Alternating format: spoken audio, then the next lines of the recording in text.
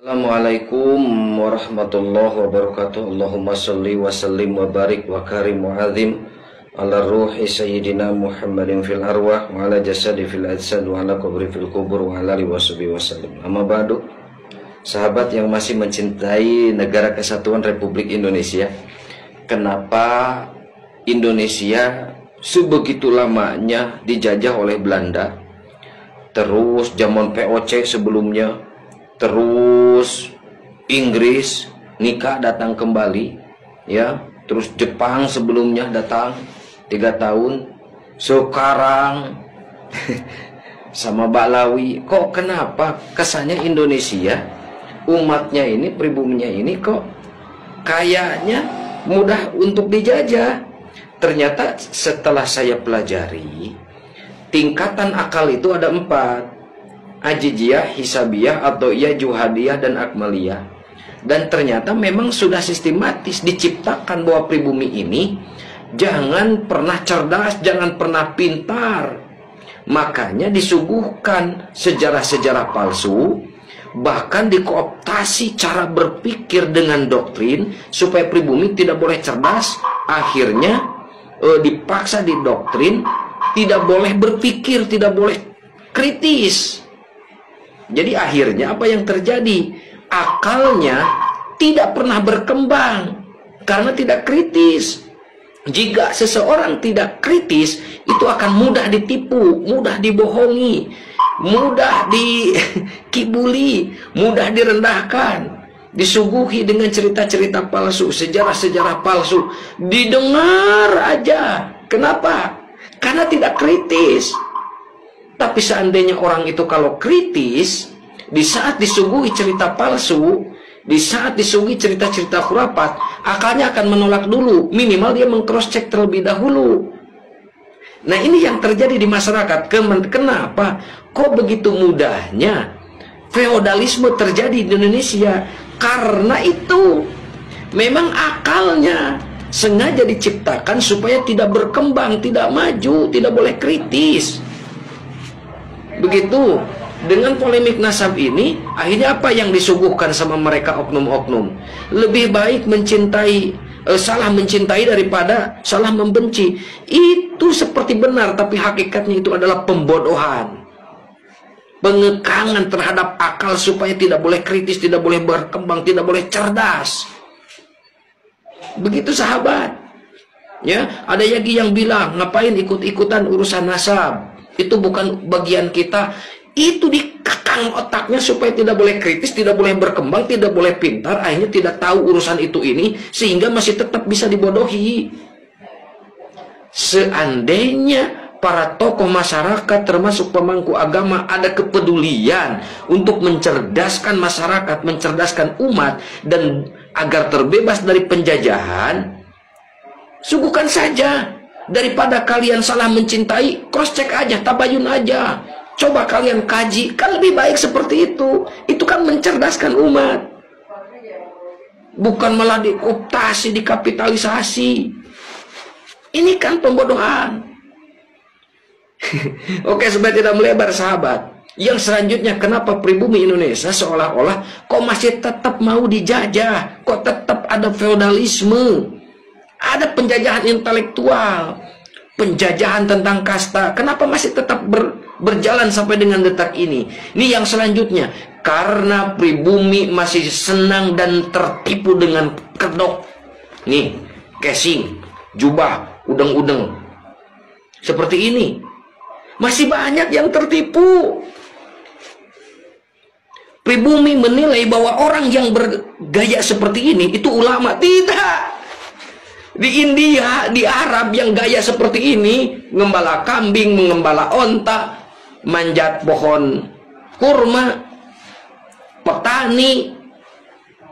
Begitu sahabat, tertipu. Ulama itu bukan dicerminkan dari casing seperti ini, bukan jubah, bukan gamis seperti ini. Apa? Kata Allah, innama yakhsyallaha min ibadihil ulama. Pribadinya, dirinya, ruhaniyahnya, keimanannya selalu takut kepada Allah. Itu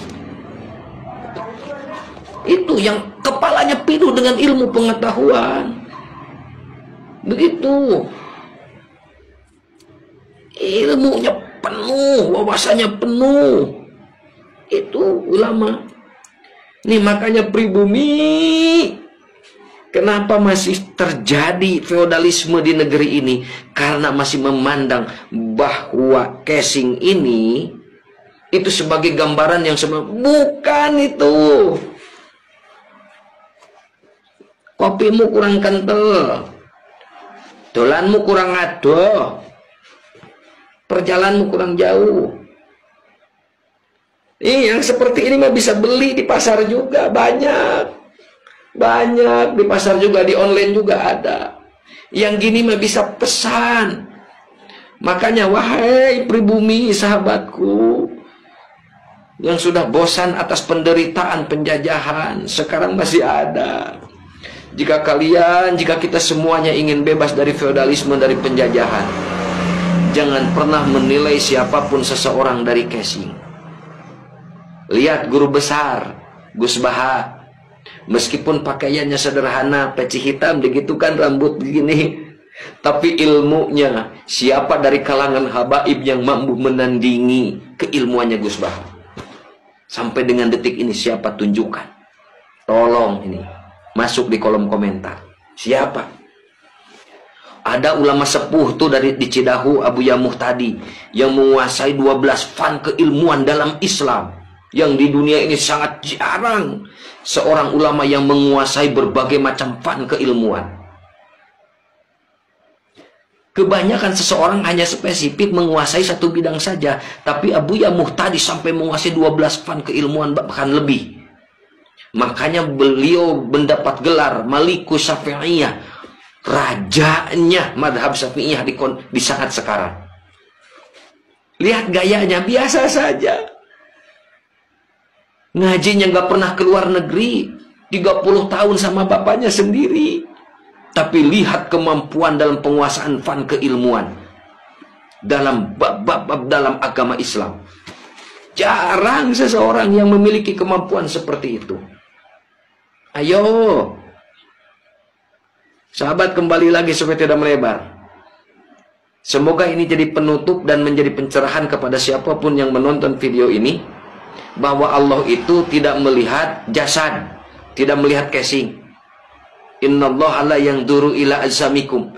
Allah itu tidak melihat casing, penampilan, meskipun pakai imamah, meskipun pakai jubah, pakai jas, Allah tidak melihat itu. Meskipun pakaian yang sederhana, Allah tidak melihat itu. Ya, innallaha la yanzuru ila suwarikum. Bagaimana pintarnya komunikasi, retorika, cara berbicara, Allah tidak melihat itu. Ya, innallaha yanzuru ila qulubikum. Yang Allah itu lihat isi. Jadi sahabat jangan tertipu dengan casing, jangan tampilan luarnya, tapi lihat perbuatannya. Apa yang dia bicarakan sesuai nggak dengan amal perbuatannya? Itu yang dilihat. Sekarang berbondong-bondong karena melihat, wah, baju kebesarannya seperti Nabi, pakai jubah, pakai imamah, tapi akhlakul karimah, kerjaannya dawir, kerjaannya provokasi, ngajak perang, menghasut, ujaran kebencian. Kan seperti itu isinya. Jangan tertipu. Berbondong-bondong, mencintai habaib. Wah, ini duriah Nabi. Nggak tahu sejarah Indonesia mencatat mereka terlibat penindasan terhadap pribumi karena mereka anteknya Belanda, karena mereka dibawa oleh Belanda ke Indonesia. Kalian mati-matian membela habaib. Sampai berani menjadi pengkhianat Wali Songo, pengkhianat Negara Kesatuan Republik Indonesia. Engkau wahai para pembela Ba'lawi, nggak sadar bahwa gurumu dihina, dilecehkan, direndahkan. Telapak kaki Habib yang kotor, yang hina, yang penjinah, yang maksiat, itu lebih mulia katanya telapak kaki Habib yang kotor daripada kepala kiai yang pakai sorban. Gurumu dihina, gurumu dilecehkan. Engkau telah tahu ilmu agama, cara sholat, cara ibadah, sama ulama pribumi. Gurumu dihina, kau diam saja. Bagaimana kau mau mendapatkan keberkahan ilmu yang kau dapatkan dari gurumu, sedangkan gurumu dihina, dileceh, kau diam saja. Allah itu tidak melihat casing tampilan, tidak melihat retorika bicara, banyak hujah, banyak dalil. Enggak. Yang sebenarnya yang Allah lihat itu adalah hatimu dan amal perbuatanmu. Sesuai enggak apa yang dibicarakan. Sedangkan mengaku duriah, bicaranya dalil, kesana kemari retorikanya bagus, tapi amal perbuatannya tidak sesuai dengan apa yang diucapkan. Bukankah itu orang munafik? Bukankah itu munafikun? Selamat datang kebenaran. Bebaskan wahai sahabatku semuanya dari feodalisme berkedok agama, penjajahan berkedok duriah. Hakikatnya itu ingin menjajah intelektual dan martabat kita sebagai pribumi.